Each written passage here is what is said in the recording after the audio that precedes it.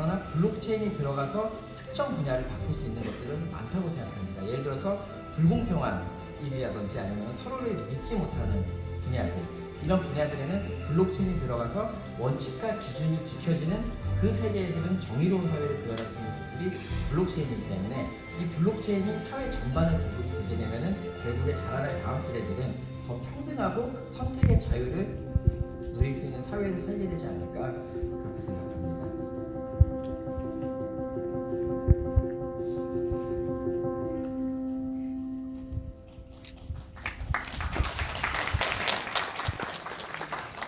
Thank you. I hope you guys enjoyed the video. Actually, this is the first time that we've shown it at any conference or at any exhibition or show or meetup. So you're one of the first audiences to ever see this video. So I hope you guys enjoyed it. You get to look a little bit behind the scenes of what our project and what our company look like. So I'm going to mainly talk about HYCON today. But before I talk about HYCON, I'm going to also talk about Glossfer, which is the parent company that is operating this HYCON project. So I want to talk to you a little bit about Glossfer first. So as I mentioned in the video, Glossfer is not a new company, and I think this is what actually really makes a big difference for our company. So a lot of cryptocurrencies or ICOs or blockchain projects, you know, there's a really smart guy or girl and they have a white paper, but they don't have a team, or they don't have, you know, the business acumen to make something a reality. So the difference with us is that, you know, we've been a company since 2012. We employ somewhere between 70 to 75 people full-time. We also incubate other blockchain projects. And I think in our office together, we have somewhere around 100 to 120 people working full-time in blockchain. So it's a really great environment, really innovative environment, a lot of good ideas happening. And I think about 50% of our workforce are developers. And we have people, now actually this is wrong, now it's not 9, we actually just added a new country, we have 10, and we have another person coming in, it'll be number 11. So we have quite an international crowd, you know, a lot of different thoughts, which is really good. I like the diversity in the workforce. Yeah, so let's continue on. We've become one of Korea's probably largest blockchain companies. We do a number of different things. So we're not just an ICO, like we don't just have a cryptocurrency, we do other things as well. So we actually had Korea's first PPP or P3, the public-private partnership for a blockchain project, which is operating now live in Nowon-gu in 여기서 서울에서. So we also have a couple of other ongoing government projects. So, you know, I think this is a really great platform as a test pilot project that we can also expand to other locations in South Korea and abroad. So it's a really exciting project. We also have a cryptocurrency exchange service. We can build and develop cryptocurrency exchanges. We can manage, we can provide you know, consulting and advisory services for these as well. We used to actually operate one of Korea's first cryptocurrency exchanges. And then now also the biggest project at Glossfer is the Infinity Project. So the Infinity Project is actually our own blockchain. It's not an ERC20 token. It's not built on top of another platform. It's our own protocol layer blockchain. So that's what I'm going to spend most of the time talking about today. Now, before I move on to HYCON, I want to talk a little bit more about the Nowon project that's happening in Nowon-gu here in Seoul. So again, this is what we call the Nowon local cryptocurrency. And again, it's an ongoing project. You can read in Naver and you can find in the news. There's lots of news about this. So some of the differences in why this works. So this is a closed system, like a private blockchain, I guess you could say. And the reason why that's good is that it's controlled by the government entity. So of course, if you have an Ethereum just on the public ledger, or if you have Bitcoin in the public chain, you can't have control over that because it's not centralized. So this is a centralized system. Now, the good thing about this as well is that we can control the price manipulation. So we can fix the price of a coin to Korean won, and then that makes it very useful. You can use it just like cash in the local area. Yeah, so I think the biggest thing is that we integrated into an existing system with blockchain. So if you look at this a little bit further, this is kind of the workflow, the flow chart of what it looks like. And you can see we still haven't abandoned traditional databases. We just simply added a cryptocurrency element to it. So down here, if you look at this area, you can see that all of the transactions are recorded not only in a database, but also in the blockchain. So that way, let's say, for example, if there was tampering, if someone tried to change a transaction in the database, it wouldn't match with what is on the blockchain, and therefore we could catch some kind of error or some kind of, bad behavior by somebody, which happens a lot in this industry. So anyways, I think you guys may have heard this project before. If not, then check it out. I think it's a really cool project, and there'll be more of these in the future coming from Clossper. Okay, so next we're going to move on to the Infinity project. So the Infinity project is the big project that we're working on now, and we are building our own blockchain. As I said, HYCON is the name of the coin. And the Infinity project will have 3 phases. So phase 1 will be the establishment of the blockchain itself and the rollout of the coin. Phase 2 will be an Infinity platform, and phase 3 will be a decentralized exchange. So let's look at that a little bit more. So the vision for the Infinity project is quite simple. So if you look at the state of the industry today, if you look at Bitcoin or if you look at Ethereum, the popular blockchains, kind of ironically, have become a little bit less useful than they once were. They're a little bit slower. Sometimes transactions take a long time. Sometimes the transaction fees can be very expensive. This is because they become more popular and more people are using it. And because more people are using it, it actually made it less user-friendly. When I first heard about Bitcoin, I thought it was amazing because I live in Korea and I could send money back to Canada to my family almost instantly and for like 0.001% fee. It was beautiful. But now those fees have gone up a little bit higher, right? So the biggest problem with all public blockchains is scalability. And this is why we took a different approach and we wanted to build our own blockchain, something that has scalability built in from the beginning. And that's what I'm going to talk to you guys about today. So, I'm sorry, the formatting's a little bit off, I don't know why. So our coin is called HYCON, and the reason why we chose this technology is because we want to drive the B2B and B2C adoption. So our goal is to get this in the real world. We want people to actually be able to use this, and we want it to be fast, we want it to be cheap. So in order to do that, our engineers chose something called, you can look up here, called a DAG. So a DAG is not like your traditional blockchain. Now, I think everybody here probably has an idea of what Bitcoin looks like, right? It's actually like one block, next block, and it's linear, right? And they all refer backwards from each other. So this system is a little bit different. So it can grow in 3 dimensions, and it can look like maybe like a tree, and it can expand like this. So you could have a new block join the blockchain at any tip of the blockchain and still maintain consensus. So it's quite a different technology than what the more traditional blockchains are built on. Now, why we like this is it gives us high throughput capacity, meaning a lot of transactions per second. It gives us speed as well. So we get very fast confirmation times, right? And then that equals scalability. And that is the thing that everybody is searching for in cryptocurrency. So these are some of the numbers that we're looking at. Now in a 1 megabit, that's right, yeah, 1 megabit per second connection, we estimate about 100 transactions per second. Now, some of the other projects, they like to throw really big numbers, saying, hey, we could do this number, but the way we look at it is we like to be more modest with our numbers. This is in a very bad situation with very slow internet. I mean, in Korea, everybody's got like, 50, 100, or 1,000 megabits per second. So this is just a kind of a worst case scenario. So even in a worst case scenario, you can still have quite good speeds with this system. So, yeah, of course, can you imagine in a country like South Korea with the bandwidth capacity that we have here, we could have immense speeds on our blockchain, which is really exciting to think about. When we launch the blockchain, we are going to have 1 block published in 1 second, every second.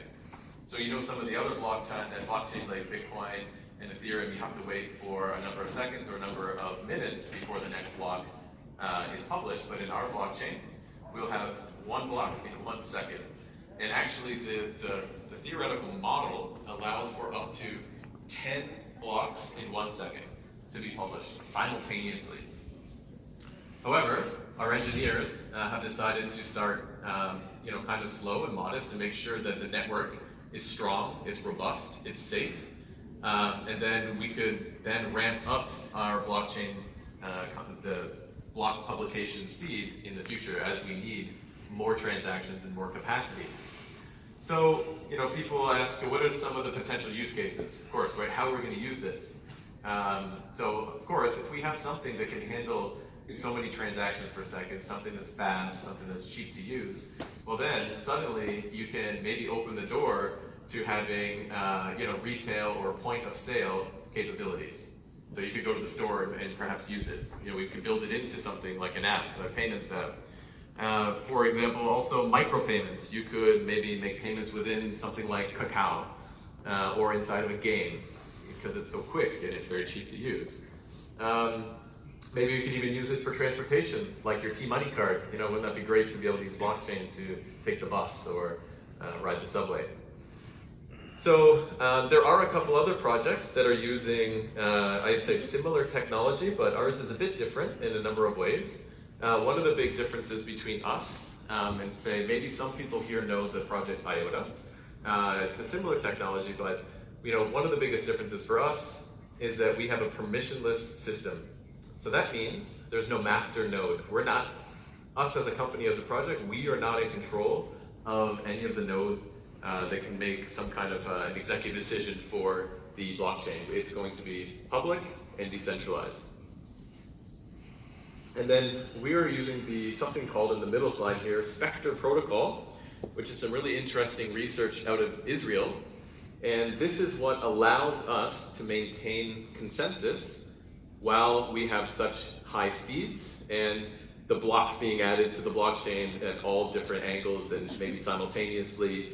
So a traditional blockchain, they're unable to maintain consensus in this kind of a system. So this is kind of what's special about Spectre. Let's move on to the next one. So this gives us high throughput capacity, rapid confirmation. So we expect confirmation times somewhere in the order of 3 to 5 seconds. And that's at 1 block per second being published. However, that will go up, that will increase as the number of blocks increases. Sorry, the time to confirmation will decrease as we publish more blocks per second.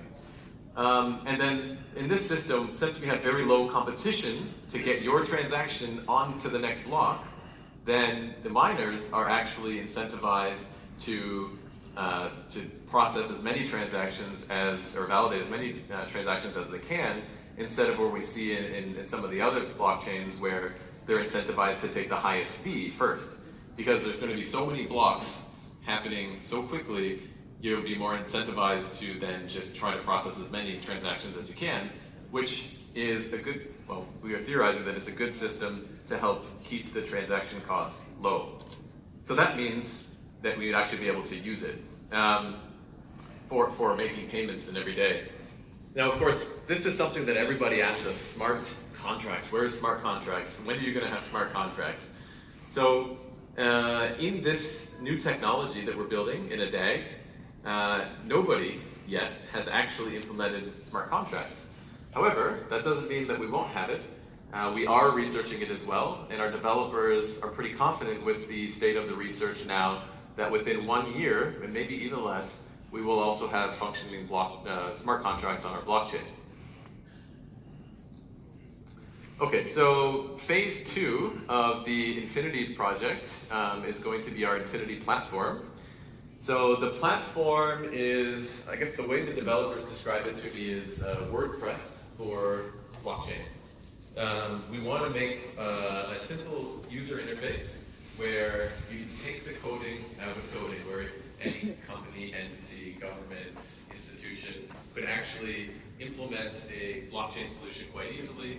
And this is going to be phase 2 of the project, and it's also quite exciting. Some of the things that we'll get out of more companies and more governments using this sort of a system, is better accountability. You'll get organizational transparency, and you'll get data security. And as we all know, data security is a very hot topic because how many big companies, have unfortunately lost our data. Just recently, my Samsung card was hacked, and somebody was using it in New York while I was here in Seoul. So it can happen to anybody at any time. Now, the third part of the Infinity project is something that I think I'm most excited in. This is called a DEX. Now, just out of curiosity, how many people here actually know what a DEX is? I see 1, 2, okay, 3, 4, 5, okay, good. A few people know. So DEX stands for Decentralized Exchange. Now, if you think about it, why would we want a decentralized exchange? In Korea, we've got lots of really big, great exchanges that are centralized. I don't want to use their names to give them free advertising, but because you're all using them. Now, the problem with centralized exchanges is that really it's a honeypot for hackers or for people who look to do harm to companies. And all around the world, we've seen time and time again that these exchanges, centralized exchanges, have come under attack, unfortunately. And they lose people's money, they lose people's sensitive details, they lose coins, and the company themselves lose coins. So many of you here probably are familiar with the Mt. Gox collapse that many people thought might kill Bitcoin back in the day. And even in Seoul here, we've had some of the big exchanges have suffered some attacks as well. So with a decentralized exchange, there's no central server, there's no one point or single point of failure because you're transacting across the blockchain person to person. That means that, as a company, we won't be running this, the blockchain will be running it in public. And that means nobody's storing your personal information and nobody can hack into your account because it will be decentralized, it's a really interesting thing, and I think we're going to see a lot of these in the next couple of years. There are already a couple of them operating that I know of, maybe even more. The one that I'm familiar with is operating on the Ethereum network, and you can only use Ethereum tokens. So our goal is to actually integrate all different types of cryptocurrencies through new technologies such as atomic swaps and some other exciting research that our developers are looking into. So that is kind of the end of the Infinity project. Now, here are just a few key dates and figures. I guess I have a few minutes left, I think. Yeah, okay. So we actually launched the first Korean pre-ICO in September 2017. And maybe some of you are in the room, and we really thank you for the contributions. The Genesis block now is live on GitHub, so you can actually see the Genesis block. And we will be soon uploading and publishing more code. So you guys, for the coders in the room, you'll be able to start auditing our code within the next month. So we just closed our private contribution rounds where we were able to raise 21 million, which is wonderful. And currently right now, we are undergoing the final day of our pre-sale, and the final crowd sale starts on the 30th of March. So I think this is probably the most important thing for me. Research and development, basically that means we want to take most of the contribution amount and we want to put that back into the technology. So just in the last 6 weeks, we have come to agreements with about 7 different blockchain developers, essentially almost doubling the size of our development team, which is really great. So now we're starting to build, I think, one of the strongest development teams that I've seen. And we're going to continue finding the top talent, no matter where they are, so that we can deliver the best possible product to the world.